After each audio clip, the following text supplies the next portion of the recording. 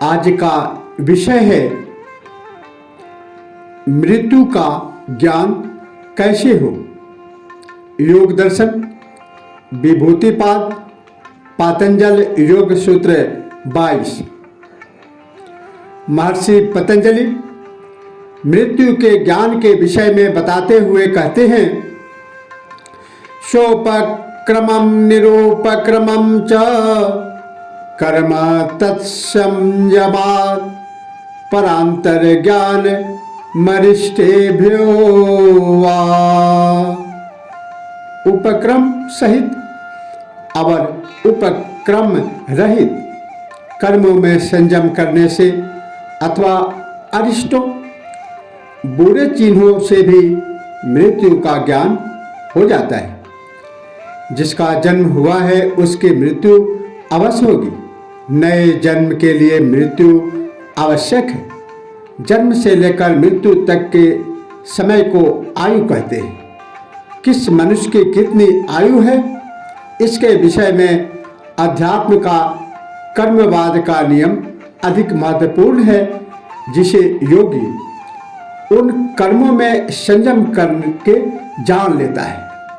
इस सूत्र में इसी की व्याख्या की गई है कि पूर्व जन्मों में किए गए कर्मों के भोग के लिए ही मनुष्य पुनर्जन्म लेता है तथा इन्हीं कर्मों के अनुसार उसे आयु और भोग प्राप्त होते हैं।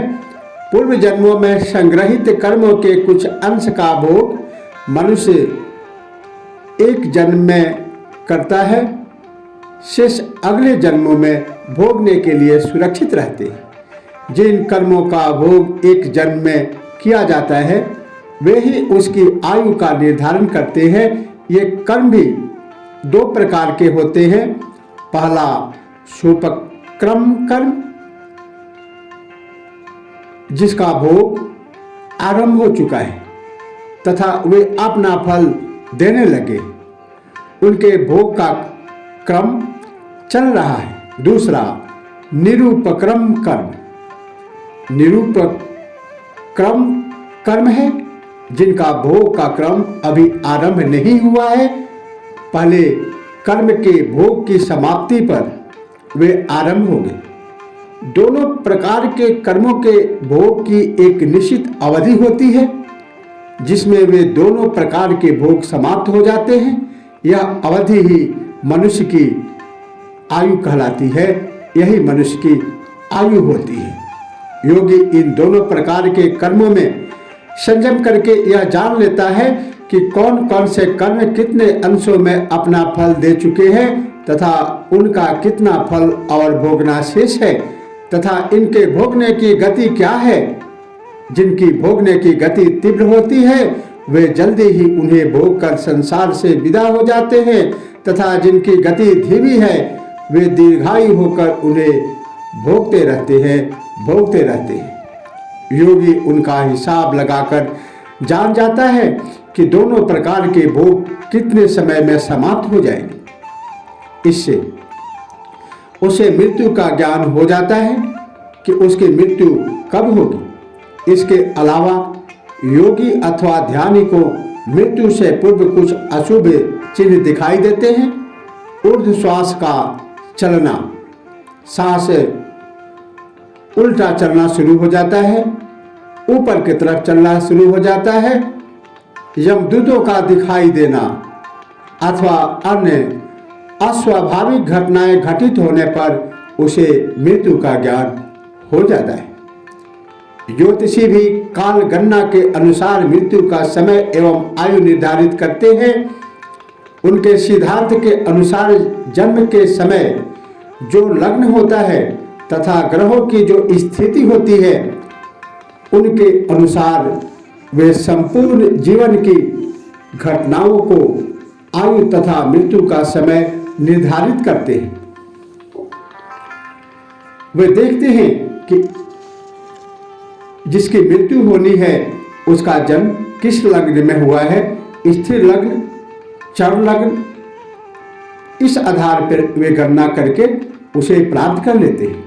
सूक्ष्म रूप से वे ग्रहों की दशा, अंतर्दशा तथा प्रत्यंतर दशा निकालकर इनके सूक्ष्म मान प्राप्त करते हैं। इस सिद्धांत के अनुसार मनुष्य का जन्म अपने कर्मों के अनुसार पूर्व निर्धारित समय पर ही होता है तथा उसकी मृत्यु भी निश्चित समय पर ही होती है। दोनों में विधि चाहे भिन्न हो, किंतु दोनों का आधार कर्मवाद ही है। अध्यात्म के अनुसार जीवात्मा अपनी वासना पूर्ति हेतु शरीर को ग्रहण करती है। शरीर का निर्माण माँ बाप के सहयोग से होता है तथा जीवात्मा उसे अपनी वासना पूर्ति हेतु उपयुक्त समय पाकर उसमें प्रवेश कर जाती है। वह इस शरीर को अपने निवास के रूप में उपयोग करती है, क्योंकि शरीर के बिना वासना पूर्ति संभव नहीं है। जब शरीर इस वासना पूर्ति के अयोग्य हो जाता है तब वह उसे छोड़कर दूसरा शरीर धारण कर लेती है। भगवान श्री कृष्ण ने भी गीता में यही कहा है, जैसे मनुष्य पुराने वस्त्रों को त्याग कर दूसरे वस्त्रों को ग्रहण करता है, वैसे ही जीवात्मा पुरानी शरीर को त्याग कर दूसरे नए शरीर को प्राप्त करता है। गीता अध्याय 2 श्लोक 22। वासांसि जीर्णानि यथा विहाय नवानि गृह्णाति नरोपराणि तथा शरीरानि विहाय जीर्णा नवानि गृह्णाति नरोपराणि। इस सिद्धांत के अनुसार शरीर का निर्माण भिन्न प्रकार से होता है तथा जीवात्मा इसका उपयोग मात्र करती है। शरीर की आयु उसके स्वयं के कारणों पर निर्भर है, जिसे उचित रख रखाव से घटाई बढ़ाई जा सकती है।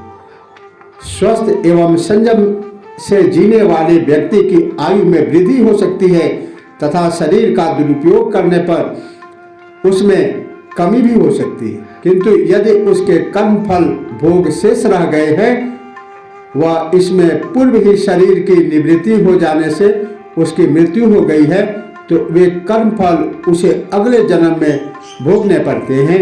यदि शरीर पूर्ण रूप से विकृत नहीं हुआ है और उसके कर्म फल भोग शेष है, तो वह लंबे समय तक रुग्ण अवस्था में जीवित रहकर उन्हें भोगता रहता है। उनकी समाप्ति पर ही उसके प्राण छूटते हैं। किसी विशेष प्रकार की इच्छा मन में रह जाने पर भी उसके प्राण आसानी से नहीं छूटते। उसकी पूर्ति करने पर प्राण शीघ्र ही छूट जाते हैं। इन सबको योगी संयम द्वारा ज्ञात करके मृत्यु का ज्ञान कर सकता है। विज्ञान जगत में सजीव की मृत्यु का कारण डीएनए की क्रियाशीलता है, जिसकी निश्चित अवधि होती है, किंतु अध्यात्म के अनुसार मनुष्य की इच्छा शक्ति व उसकी वासना का आयु से अधिक संबंध है।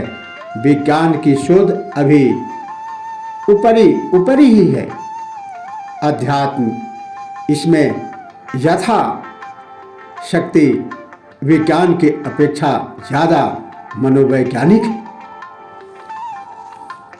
आज इतना ही, शेष अगले सूत्र में। तब तक के लिए ओम नमः शिवाय। जय श्री कृष्ण।